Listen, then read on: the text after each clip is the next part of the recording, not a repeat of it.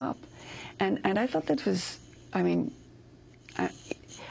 that was the reason of the you know, of the row between us. I was surprised that they hadn't kept them themselves, their own radios. No, and especially that there was no solidarity. Why attacking me? Why not saying, look, let's, you know, we're here together in this. And you know, the incredible thing of this story is that by talking, you know, and negotiating, we came up to the good solution, which was, let's share responsibility and let's share the radio.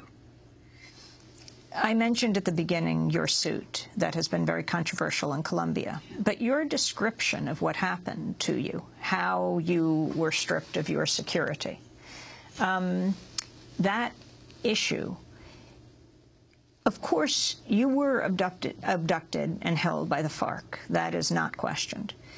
But you feel the government has responsibility here. Well, I think that there was a error in the service. That's what I think. I don't know how much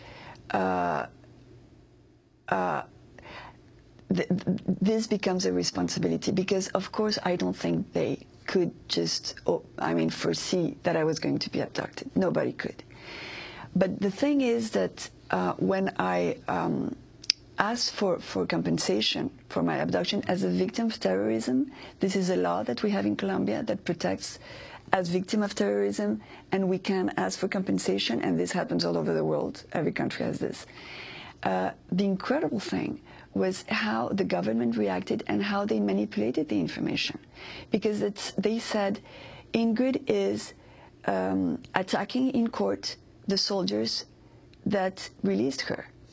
And there is no link between my action, which is asking as a victim a compensation, and my saviors, my heroes, my soldiers that freed me, that I love. I mean, and because of that, the way it was presented, Colombians reacted in a very harsh and I think unjust way.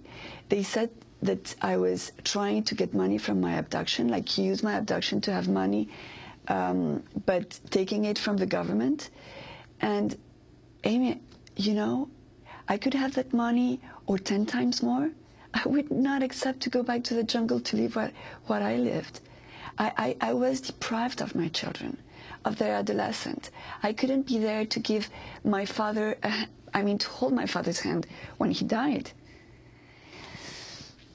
So it had been difficult for me to, you know, accept the reaction in Colombia, because I feel it was very unfair.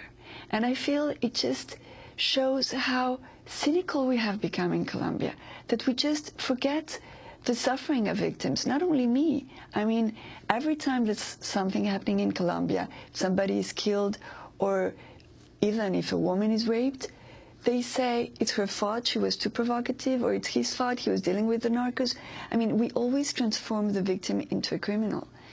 And so while others have sued, you felt you had to withdraw the suit? Yeah, well, others, my companions, asked for compensation, and I hope they're going to be compensated. And I withdraw because I want to have my peace, my serenity. We just have a minute to go, though we'll do part 2 right after the show. That day in 2008 when you were rescued, the Colombian military rescue, you didn't realize it was the Colombian military, right? You thought you were just being transferred again. Yes, it was. They did it so well that they also made us think that they were working with the guerrillas, that they were, in fact, like guerrillas disguised in some kind of humanitarian commission. They came in white planes. They came in white planes. The controversial use of the ICRC symbol, the International Red Cross symbol. Well, I think I was too much into my own thoughts, and I don't remember that. I know they have shown things in the cameras, but I don't remember that. I remember like a dove in a blue background, and I thought, this is fake. I mean, this is not the UN. This is like the Dove soap Dove. So I thought, no, this is just this is just a pretending thing. It's not And true. when did you realize that you were being freed? When I was in the helicopter, it came to a point where suddenly they moved and they neutralized the two commanders, the guerrilla commanders that had come in the helicopter with us.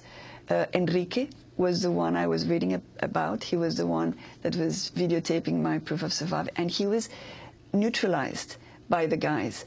And I remember my companions kicking him. We have 5 seconds. And I thought, my God, this is incredible. And then the leader of the group shouted, "This is the Colombian army. You're free." We'll leave it there, but we'll bring our folks part 2. Even silence has an end. Ingrid Betancourt, thank you so much.